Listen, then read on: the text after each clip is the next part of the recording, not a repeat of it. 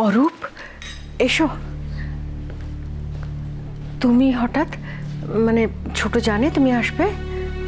না, অ্যাকচুয়ালি এখানে আসাটা হুট করে ঠিক করেছি, তাই কাউকে জানানো হয়নি।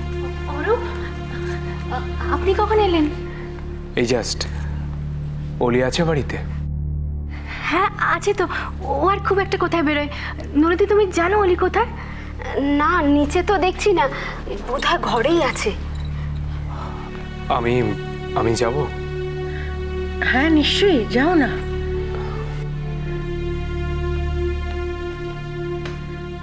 ননি। হ্যাঁ বড়বৌদি, একটু মিষ্টি আর জল উপরে দিয়ে তো। যাচ্ছি। নরদি, বড় মা, নরদি এখানে থাকুক, আমি যাচ্ছি। বেশ, যাও।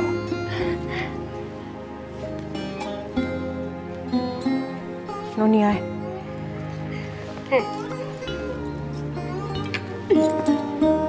ওটা ঢেলে দে এর মধ্যে। অরূপকে একটু কেমন যেন লাগলো, তার উপর হঠাৎ করে এই সময় এসেছে। সবকিছু ঠিক আছে তো?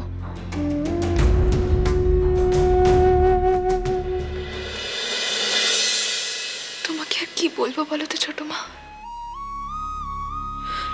তুমি তো সব জানো, সব বোঝো। জীবনের ছোট ছোট ভুলগুলো খুব কষ্ট দেয়। তুমি, বাবা, দাদা ভাই, বৌরানী, জেঠুমণি, বড় মা, তোমরা আমাকে এমন ভাবে আগলে রেখেছো না, যে কোনো ঝড় উঠলেই খুব ভয় করে। মনে হয় আমি কি পারবো সত্যি কোনো দায়িত্ব নিতে? আমি কি সত্যি কাউকে বিয়ে করে ভালো রাখতে পারবো, সুখী রাখতে পারবো? আসতে পারি?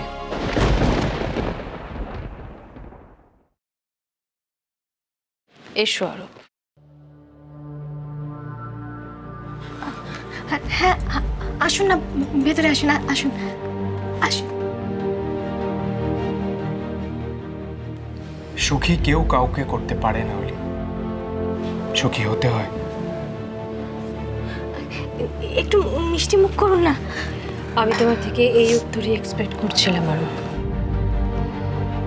যেটা আমি বলতাম অলিকে সেটা তুমি বলে দিলে। তোমরা কথা বলো, আমি আসছি। কিন্তু আমার আপনার সাথে কিছু দরকার আছে।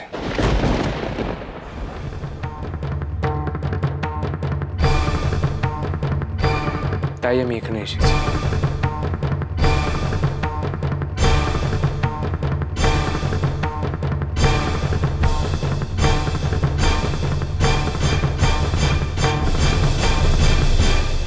আপনি কিন্তু আরেকবার ভেবে দেখুন মিস্টার চৌধুরী, এই ধরনের ছেলেদের মোটেই ভরসা করা যায় না। এবার চুরি করেছে, আবার চুরি করবে। বসুন বসুন বসুন।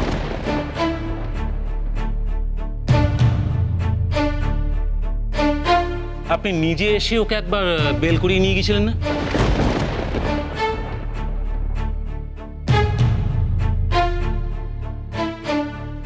এই কি আছেন? ওকে ছেড়ে দিন। এক মিনিট।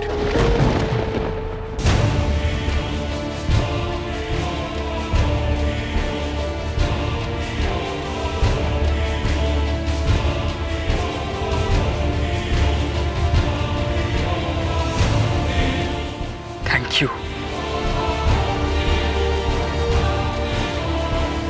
আমি এখানে এসেছি তোমাকে বেল দিয়ে এখান থেকে। কিন্তু কেন? তুমি আমাকে বেল দিয়ে কেন ছাড়াতে যাবে? আমি তোমায় কোনো প্রশ্নের উত্তর দিতে আসিনি রাহুল। তুমি এতদিন ধরে যা যা অন্যায় করেছো, যা যা নোংরামো করেছো, তারপরে তোমার চোখের দিকেও তাকাতে আমার ইচ্ছে করছে না। কিন্তু তাও আমি তোমাকে এখান থেকে বের করে নিয়ে যাব।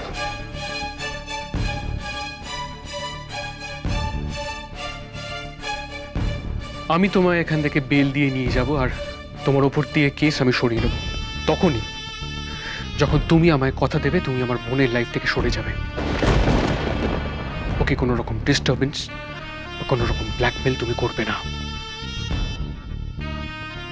আমি তোমাকে কথা দিলাম সাত্তকী, আমি কখনো আর কোনো অন্যায় করব না। বিশ্বাস করে হারটা আমি চুরি করিনি, ওটা আমি কুড়িয়ে পেয়েছি। On god. মিস্টার বিশ্বাস,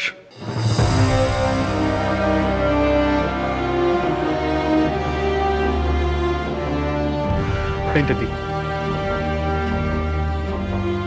আপনি এখন লিগ্যালিটিসগুলো দেখুন। তোমার মুখের কথা কি করে বিশ্বাস করবো? আজকে জেলের ভিতরে তুমি যা বলছো, কালকে বেরিয়ে তুমি ঠিক তার উল্টোটা করবে।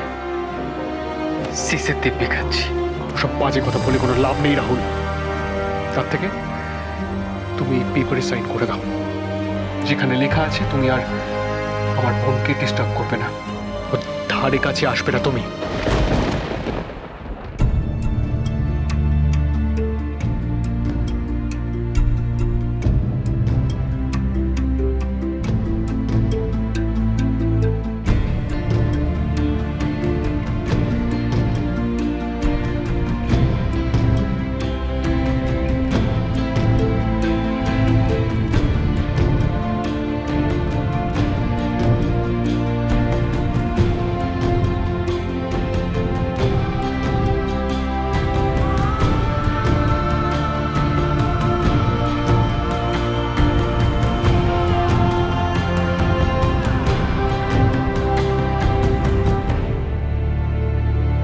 আসুন mister Biswas. Thank you officer. Welcome.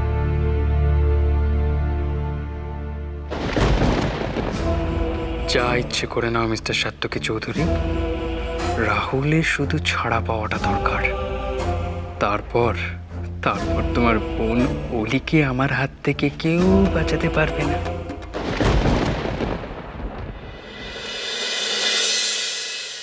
অরূপের ছোট মার সাথে কি কথা আছে?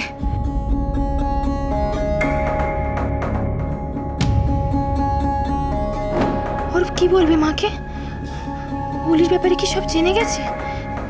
বিয়েটা ভেঙে দেবে না তো?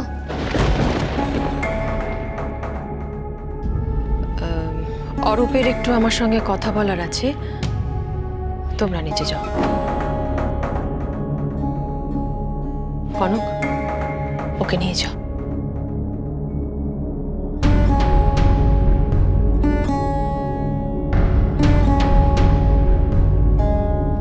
কি হলো কনক?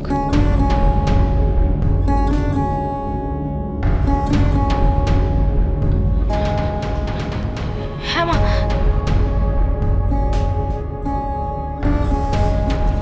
চলো অলি।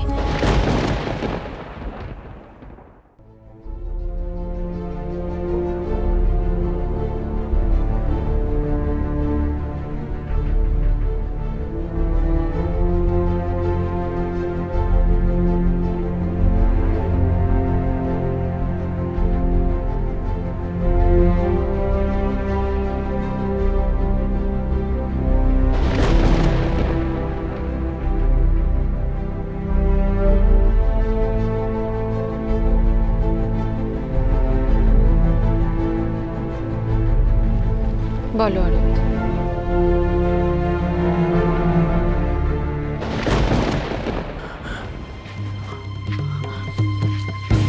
বৌরানী, কি হবে এবার বৌরানী? ছোট মাকে আমি এবার কি জবাব দেবো? খারাপটাই কেন ভাবছো? আমি জানি অরূপ কেন এসেছে।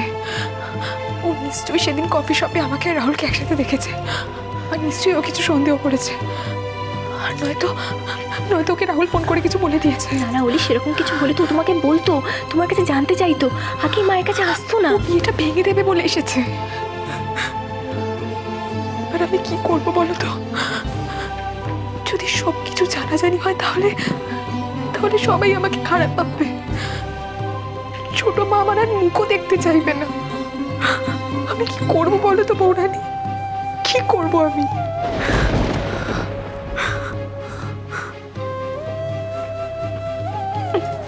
এভাবে অস্থির হইও না অলি, তুমি দেখো কিচ্ছু হবে না। অরূপ তো অন্য কোনো দরকারও আসতে পারে, তাই না? আমার জীবনটা শেষ হয়ে গেল বৌরানী, আর সেটা একমাত্র ওই রাহুলের জন্য, শুধুমাত্র রাহুলের জন্য।